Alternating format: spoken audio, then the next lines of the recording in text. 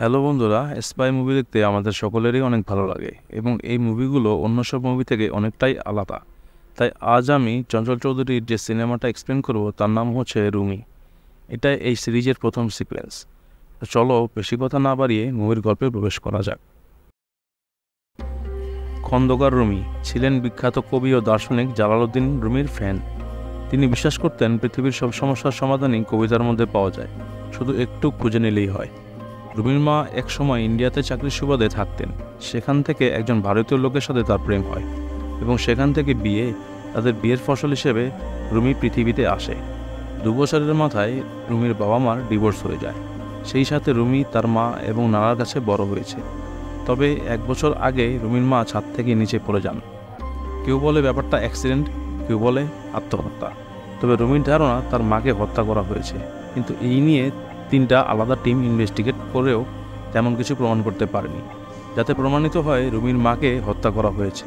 রুমি অবশ্যই প্রায় স্বপ্ন দেখে তার মা গান গাইতে গাইতে নিচে পড়ে যাচ্ছে। তবে রুমির জীবনে তার মায়ের ভূমিকা অনেক। সে তার মায়ের বিভিন্ন কথা টেপ রেকর্ডারে রেকর্ড করে রেখেছে, যেগুলো অবসর সময় প্রায় সে শুনত। রুমির কেস সলভ করার সিস্টেম ছিল বেশ অসাধারণ। এই যেমন গ্যান্ডারিয়ার বিখ্যাত ধনী ব্যবসায়ী আব্দুল মতিন সাহেবের কেসটা।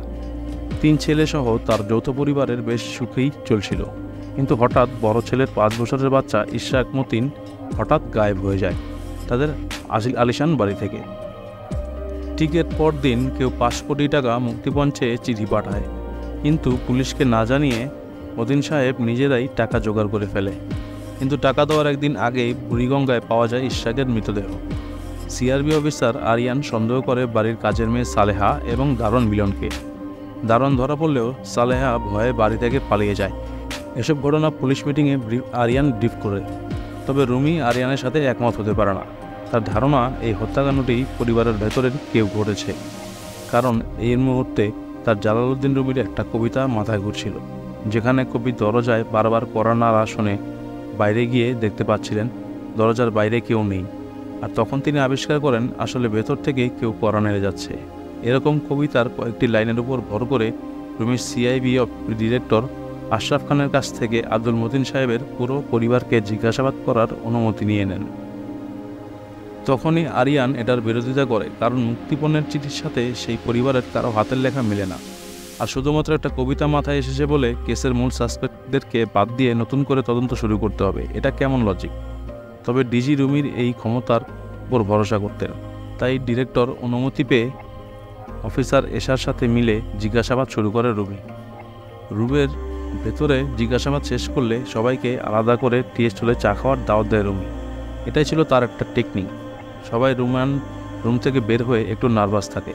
সেই সুযোগে চায়ের দোকানে একটু রিল্যাক্স হয়ে তাদের সাথে গল্প করলে অনেক সময় তারা স্লিপ করে কিছু না কিছু অপ্রিয় সত্য কথা বলে দেয়। তবে রুমি প্রত্যেকের ক্ষেত্রে চায়ের বিল দেওয়ার সময় খুচরা নেই বলে তাদেরকে দিয়ে বিল পরিশোধ করায়।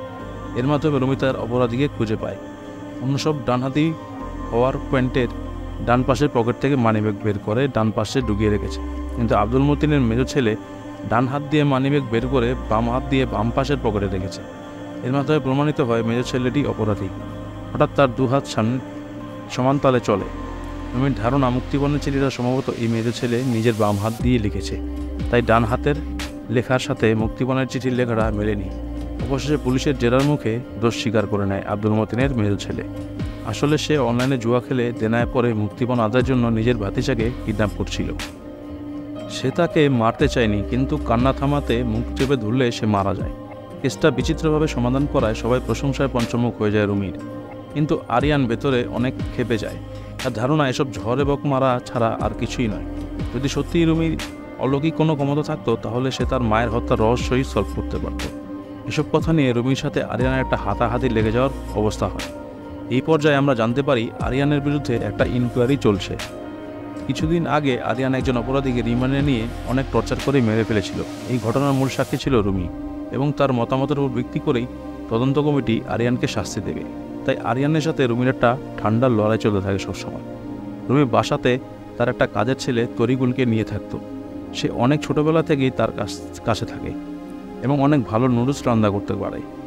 তরিকুল প্রায়ই রুমের বাসার সামনে কালো হুডি পরা একটা লোককে নজরে রাখতে দেখত। তবে সে কিছু সন্দেহ করে না এই ব্যাপারটা নিয়ে। রুমি একা থাকতে পছন্দ করলেও তার অফিসের কলিগ এশা তাকে অনেক পছন্দ করত। সে জন্মদিনে রুমিকে দাওয়াত করে। রুমি রেস্টুরেন্টে এসে দেখে এশা তাকে একাই দাওয়াত করেছে। রুমি লজ্জায় পড়ে কিছু না খেয়েই জরুরি কাজের দোহাই দিয়ে বের হয়ে যায়। যাওয়ার সময় বেসমেন্টে সিগারেট ধরাতে গিয়ে রুমি দেখে গাড়ির সামনের গ্লাসে চিঠি রেখে গেছে কেউ, যেখানে লেখা ছিল, মায়ের হত্যার রহস্য জানতে চাইলে অমুক ঠিকানায় চলে আসো। রুমি বেসমেন্টের সিসি ক্যামেরার বিশেষ কিছু না পেয়ে কৌতূহলবশত সেই ঠিকানায় যেতে থাকে। নীরব রাস্তায় হঠাৎ একটা ছেলেকে সে বাধা অবস্থায় দেখে তাকে বাঁচাতে গিয়ে অ্যাক্সিডেন্ট করে বসে। লোকজন যখন তাকে খুঁজে পায় তখন আশেপাশে কাউকে দেখতে পায়নি। সেই দুর্ঘটনার পর থেকে মূলত রুমি অন্ধ হয়ে যায়। অসুস্থ অবস্থায় অফিসে যেতে না পেরে সারাদিন রুমির সময় কাটত বিছানায় শুয়ে। হঠাৎ সে নিয়মিত দুঃস্বপ্ন দেখা শুরু করে। এতদিন তার ক্ষমতা ছিল কবিতার ছন্দে অনুমান করে কেস সলভ করার, আর অন্ধ হওয়ার পর তার সঙ্গী হয় এই দুঃস্বপ্নগুলো। এর মধ্যে পরপর 3 দিন একই স্বপ্ন দেখে সে। স্বপ্নতে বামগালের জন্মদাগ আছে এমন এক যুবতী নারীকে নৌকার উপরে নাচতে দেখে। হঠাৎ মুখ এবং চোখ বন্ধ একজন মহিলা গলা কেটে তাকে মেরে ফেলে। 3 দিন একই স্বপ্ন দেখার পর এশাকে বাসায় দেখা করতে ডেকে পাঠায় রুমি। স্বপ্নের ব্যাপারে বললে এশা অনেকটাই অবাক হয়ে যায়, কারণ বামগালে জন্মদাগ আছে এমন একজন যুবতী নারী যে কিনা ডান্স করত, তার হত্যাকাণ্ড হয়েছে গত রাতে। নাম ছিল নেহা আক্তার, বয়স 21 বছর। টপ ড্যান্সার প্রতিযোগিতায়ও সে প্রথম হয়েছিল। বিখ্যাত ব্যবসায়ী রশিদ আক্তারের মেয়ে ছিল এই নেহা। রুমি অন্ধ হয়ে যাওয়ায় আরিয়ানকে এই কেসের দায়িত্ব দেওয়া হয়। নেহা যেখানে থাকতো সেই বিল্ডিংটা তখনও আন্ডার কনস্ট্রাকশন থাকায় সেখানে কোনো সিসি ক্যামেরা ছিল না। ওই এলাকার তার আরেকটি অ্যাপার্টমেন্ট ছিল যেখানে তার মা সোনিয়া আক্তার থাকতেন। কিছুদিন আগে মায়ের সাথে ঝগড়া হওয়ায় নেহা এই নতুন ফ্ল্যাটে এসে থাকা শুরু করে। নেহার যখন 5 বছর বয়স ছিল তখন তার বাবা রশিদ সাহেব মারা যান। জন্মের পরে নেহা পোলিও রোগ হয়েছিল। তার মা সোনিয়া আক্তার আমেরিকায় নিয়ে 12 বছর চিকিৎসাও করানোর পর সুস্থ হয় নেহা। পোস্টমর্টমের রিপোর্টে দেখা যায় তাকে মারার আগে ঘুমের ওষুধ খাইয়ে অজ্ঞান করা হয়েছিল। পরে বাথটবের পানিতে ডুবিয়ে হত্যা করা হয় নেহাকে। পরের দিন রুমি নতুন একটা স্বপ্ন দেখে, যেখানে সে নিজেকে একটা বড় চায়ের কাপের মধ্যে দেখতে পায়। হঠাৎ কেউ গরম দুধ চা ঢেলে তার চামড়া পুড়িয়ে দিতে থাকে। এশা রুমিকে সময় দিতে থাকে। রুমির ধারণা সৃষ্টিকর্তা তার চোখের দৃষ্টি কেড়ে নিয়ে স্বপ্ন দেখার ক্ষমতা দিয়েছেন। এশার সাথে দুধ চা খেতে খেতে সে ভাবে যেহেতু সে চায়ের কাপে স্বপ্ন দেখেছে, তাই নেহার বাসা থেকে পাওয়া চায়ের কাপগুলো আবার ভালো করে পরীক্ষা করা প্রয়োজন। রবির কথা মতো এশা এবার ফরেন্সিকে সবগুলো কাপ পরীক্ষা করায় এবং তখন একটা কাপের ছোট্ট একটা কর্নার থেকে নতুন একটা ফিঙ্গারপ্রিন্ট পাওয়া যায়। এই ফিঙ্গারপ্রিন্টটা বশির আক্তারের নামের একজন রাজনৈতিক নেতা ছিল। সম্পর্কে সে নেহার ছোট চাচা। সোনিয়ার কাছ থেকে এশা জানতে পারে তার স্বামীর সম্পত্তি নিয়ে প্রায়ই বশির ঝামেলা বাঁধানোর চেষ্টা করছিল আগে। মাঝে মাঝে সে সোনিয়াকে আজে বাজে টেক্সট করত। পুলিশ বশিরকে ধরার জন্য রওনা করে, তবে বশির কোনো এক সোর্সের কাছ থেকে জানতে পারে পুলিশ আসার ব্যাপারে। সে ব্যাগ গুছিয়ে পালানোর চেষ্টা করে সিবিআই আসার খবর পেয়ে। সে সাথে করে অনেকগুলো ল্যাপটপ নিয়ে নিয়েছে, তবে এমন সময় তাড়াহুড়া করতে গিয়ে তার শ্বাসকষ্ট শুরু হয়। বাসায় ফিরে যেয়ে অনেক কষ্ট করে ইনহেলার খুঁজে পাওয়ার পর শান্ত হয় সে। এত সময় পেয়েও সিআইবি টিম শুধুমাত্র আরিয়ানের জিদের কারণে জ্যামের রাস্তা দিয়ে যাওয়ায় বশির সাহেবকে ধরতে ব্যর্থ হয়। বশির অনেকগুলো ল্যাপটপ নিয়ে গেলেও একটা ল্যাপটপ ফেলে গিয়েছিল বাসায়, যেটা খুঁজে পেয়েছিল। বশির জঙ্গলের ভিতর একটা বাংলোতে গা ঢাকা দেয়। এদিকে রুমির অ্যাক্সিডেন্টের কেসটা আরিয়ানকে দেওয়া হয়। আরিয়ান প্রমাণ করার চেষ্টা করছিল রুমি ড্রাঙ্ক হয়ে অ্যাক্সিডেন্ট করছে। রুমি অন্ধ হয়ে যাওয়ায় ডিপার্টমেন্ট থেকে তাকে বাধ্যতামূলক অবসর দেওয়া হয়। সে কোনো প্রতিবাদ না করে বিদায় নিয়ে নেয়। বিদায় বেলায় রুমিকে সবাই অন্ধদের ব্যবহার উপযোগী জিনিস গিফট করে। রুমির তরিকুলকে নিয়ে রুমির সব বই এবং অন্যান্য জিনিসপত্র নিয়ে যেতে অফিসে আসে। তখন আরিয়ান খোঁচা দেওয়ার জন্য একটা অন্ধ সিআইবি অফিসারের পুতুল গিফট করে থাকে। সব কিছু মেনে নিয়ে চাকরি থেকে চলে যায় রুমি। রুমির সেই স্বপ্ন দেখা কিন্তু বন্ধ হয় না। স্বপ্নে সে এবার দেখতে পায় তার নানার বাড়িতে এসেছে সে, কিন্তু বাড়িটার নাম তার নানি আয়শার নামে নয়, বরঞ্চ স্নিগ্ধা নামের কোনো একজন মহিলার নামে। ভেতরে অনেকগুলো ছবি টানানো, কিন্তু সবই বিকৃত। রুমি কাউকে চিনতে পারে না। হঠাৎ রুমে প্রচুর ধোঁয়া আসা শুরু হয় এবং রুমি অজ্ঞান হয়ে পড়ে যায়। এই স্বপ্নের কথাটা সে এশাকে জানায়। এশার কাছে এই ধোঁয়াকে নেশাজাতীয় কোনো বস্তুর ধোঁয়া বলে মনে হয়। এশা সোনিয়ার কাছে জানতে চায় নেহা কি মাদকাসক্ত ছিল কিনা এই ব্যাপারে। সোনিয়া অবশেষে স্বীকার করে ভার্সিটিতে ওঠার পর থেকে নেহা অ্যাডিক্টেড হয়ে গিয়েছিল। তার বন্ধু অর্ণবের কাছ থেকে সে এটা জানতে পেরেছিল সজীব নামের নেহার একজন বয়ফ্রেন্ড ছিল, যে ছিল মূলত মাদকের সাপ্লায়ার। এটা অর্ণবের সাথে কথা বলতে যায়। অর্ণব নেহার খুব ভালো বন্ধু ছিল। ভার্সিটির নেহা অর্ণবকে সিনিয়র ভাইদের সাথে র্যাগিংয়ের হাত থেকে বাঁচায়। সেখান থেকে তাদের ভালো লাগা শুরু হয়, কিন্তু নেহা কখনোই তাকে বন্ধুর চেয়ে বেশি কিছু ভাবেনি। এদিকে রুমি তরিকুলকে নিয়ে তার মায়ের নোটবুকের সেভ করা সকল নাম্বারে কল করায়, কারণ তার বাবার সাথে ডিভোর্স হওয়ার পর থেকে রুমি মা সব আত্মীয় স্বজনদের কাছ থেকে কিছুটা দূরত্ব বজায় রাখতেন। নাম্বারগুলোতে ফোন করে রুমি বুঝতে পারে তার আত্মীয়দের অনেকেই মারা গেছে, আর যারা বেঁচে আছে বেশিরভাগই তার মাকে চিনলেও তাকে চেনে না। এদের মধ্যে নীলা নামের একজন মহিলা, যে ছিল রুমির মায়ের ভারতীয় বান্ধবী। তার ছেলে রুমিকে চিনতে পারে। নীলা খালা বর্তমানে আমেরিকায় আছে, দেশে ফিরলেই তিনি রুমির সাথে দেখা করবেন বলে কথা দেন। রুমি চাকরিতে না থাকলেও কাজ কিন্তু বন্ধ করে না। সে তরিকুলকে নিয়ে বশির আক্তারের পলিটিক্যাল অফিসে যায়। সেখানে তাকে গার্ডের সাথে মিলিয়ে বরিশালের ভাষায় কথা বলে পটিয়ে ফেলে।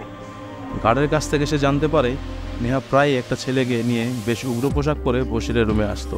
এদিকে রুমির বাইরে যাওয়ার সুযোগ পেয়ে সেই হুডি পরা ফলো করা লোকটা গোপনে তার বাসায় এসে মদের বোতলে কিছু একটা মিশিয়ে রেখে যায়। বাসায় এসেই রুমি হুইস্কি নিয়ে বসে, কিন্তু খাবার ঠিক আগ মুহূর্তেই বুঝে যায় এখানে কোনো একটা রহস্য আছে, এবং সাথে সাথে সে গ্লাসটা ভেঙে ফেলে। তারপর সেগুলোকে ফরেন্সিকে টেস্ট করার জন্য পাঠানো হয়। দেখা যায় সবগুলো মদের বোতলেই সাইনাইড মেশানো ছিল। এতে গন্ধ পরিবর্তন না হলেও কালার কিছুটা চেঞ্জ হয়, যেমন হুইস্কির ক্ষেত্রে লাইট ব্রাউন থেকে ডিপ ব্রাউন কালার হয়ে যায়। অন্ধ হওয়ার পরেও রুমি সেটা কীভাবে বুঝলো সেটাও একটা কিন্তু রহস্য। এদিকে বশির আক্তার মূলত একজন বাজে চরিত্রের লোক ছিল। সিআইবি তার জব্দ করা ল্যাপটপ আনলক করে ফেললে দেখতে পায় বশির মূলত অ্যাডাল্ট ভিডিও বানানোর সাথে জড়িত ছিল। এমনকি তার ল্যাপটপে তার ভাস্তি নেহা এবং তার বয়ফ্রেন্ড সজীবেরও গোপন কিছু ভিডিও পাওয়া যায়। এই অবস্থায় বশিরের সাথে সাথে সজীবকেও সন্দেহের তালিকায় ফেলে পুলিশ, যদিও সজীব নেহা মারা যাওয়ার পরেই গ্রামে পালিয়ে গিয়েছিল। আমাদের সাইনাইড মেশার ঘটনায় পর রুমি বাসায় নিরাপত্তার জন্য সাদা পোশাকে পুলিশ রাখার সিদ্ধান্ত নেয় সিআইবি। তবে এশা রুমের সাথে যোগাযোগের ব্যাপারটা আরিয়ানকে ভালো চোখে দেখে না। রুমি এবার আরিয়ানের সাথে এশার ঘনিষ্ঠতা নিয়ে দুঃস্বপ্ন দেখে।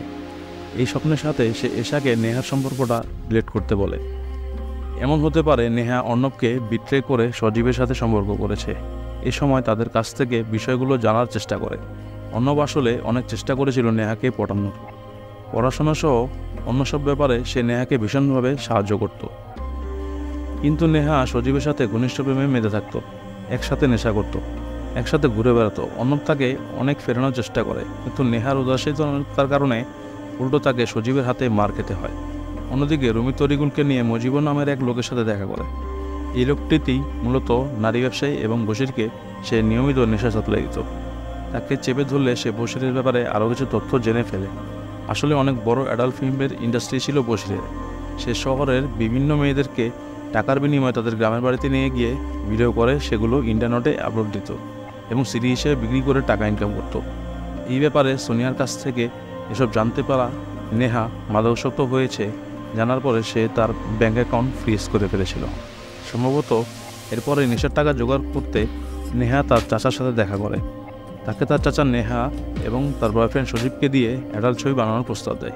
মোটা অঙ্কের টাকা পারিশ্রমিক হিসেবে পেয়ে যাবে জেনে নেহা রাজি হয়ে ভিডিও বানাতে, তবে শর্ত দেয় তাদের ভিডিও যেন বাংলাদেশের ওয়েবসাইট থেকে ব্লক রাখা হয়।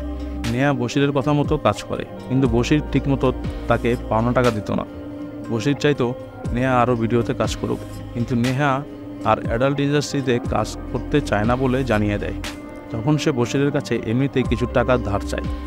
তার মায়ের মৃত্যুর পর এমনিতেই সে তো সব সম্পত্তি পেয়ে যাবে এবং তখন সব টাকা ফেরত দিতে দেবে বলে কথা দেয়, কিন্তু বশির এসব কথা মানতে নারাজ।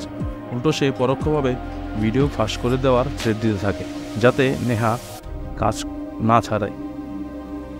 নিজের মেয়ের অ্যাডাল্ট ভিডিও বের হয়েছে শুনে সোনিয়া এক পর্যায়ে অসুস্থ হয়ে পড়ে। এদিকে আরিয়ান পুলিশদের রুমির বাসা থেকে চলে আসতে বলে এবং তাদেরকে সজীবকে ধরতে এবং তাদের গ্রামের বাড়িতে পাঠিয়ে দেয়, কিন্তু তাকে খুঁজে পায় না তারা।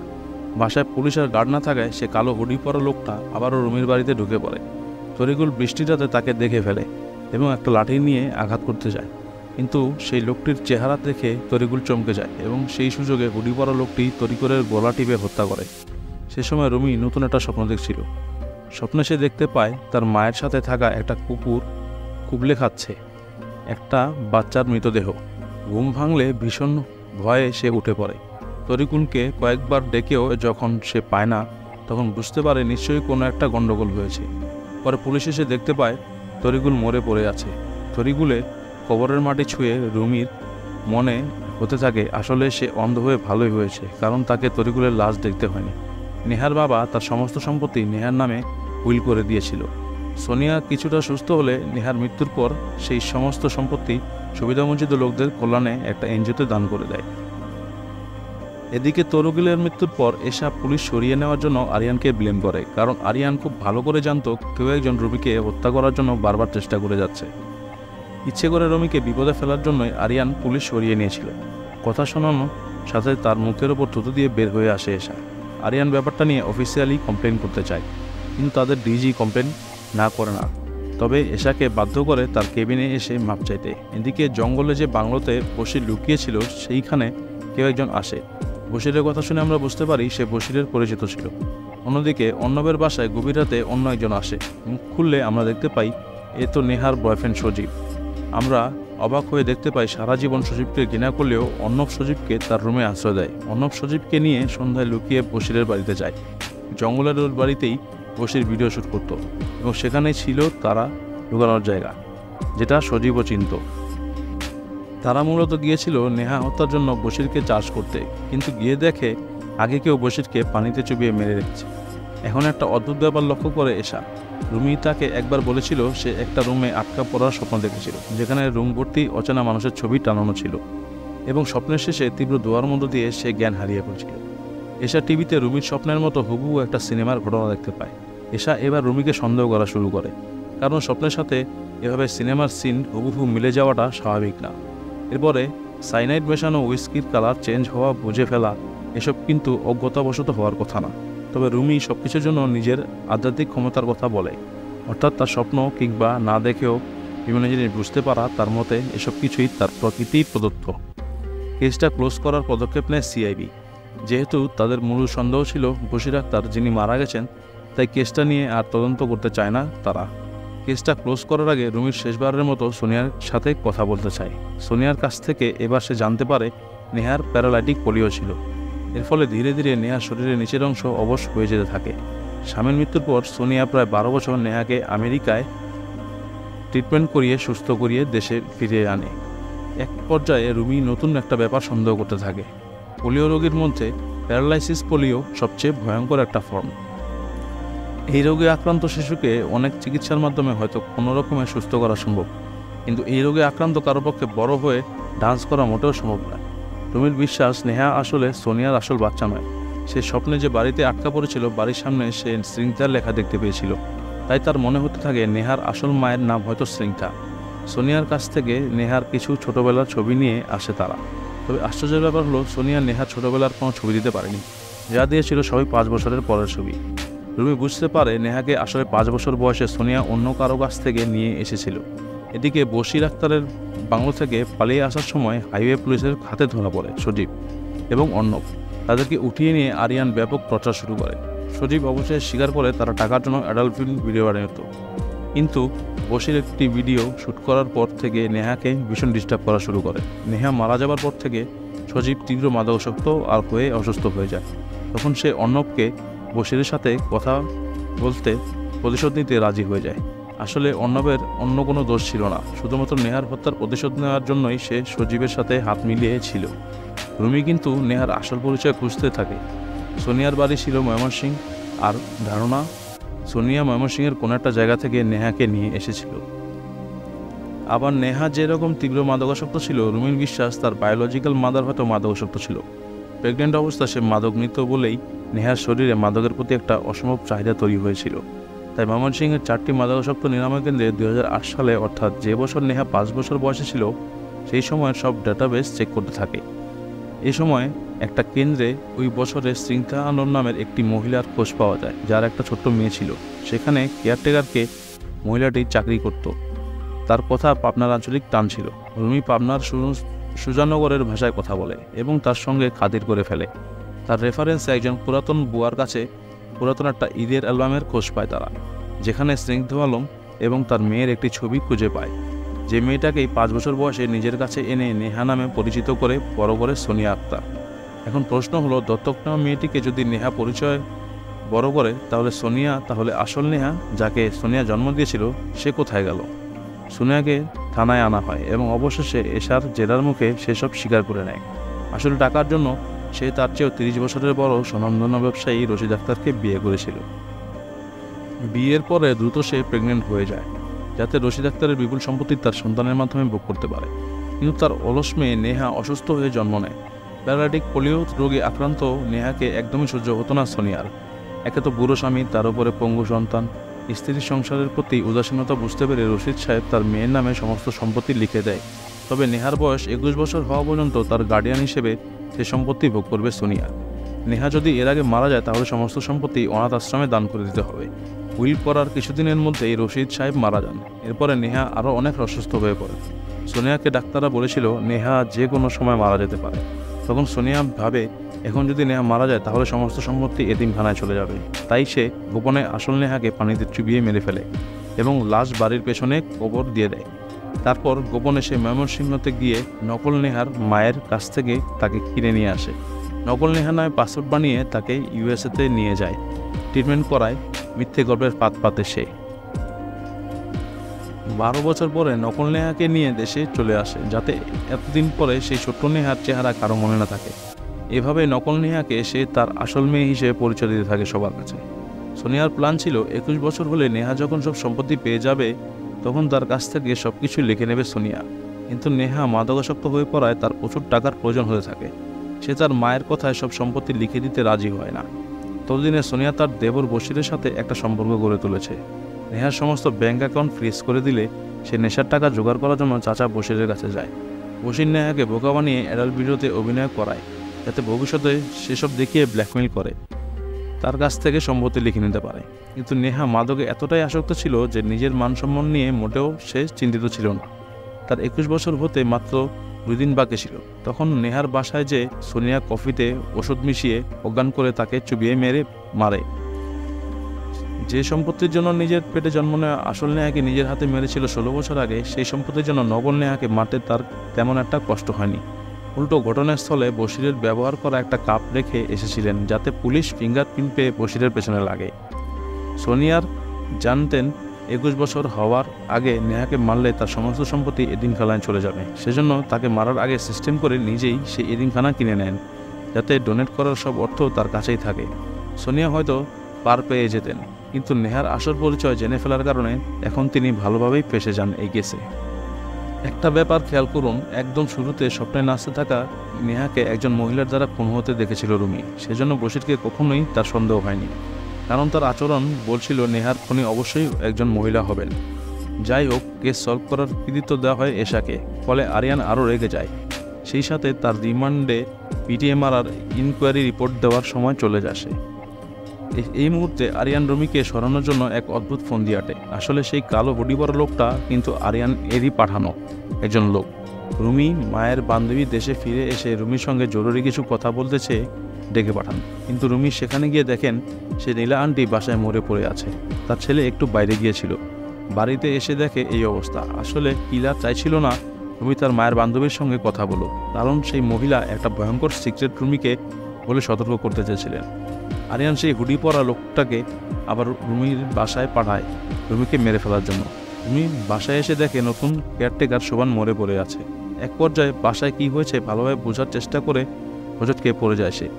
তখন সেই হুডি পরা কিলার তাকে পেছন থেকে আক্রমণ করে।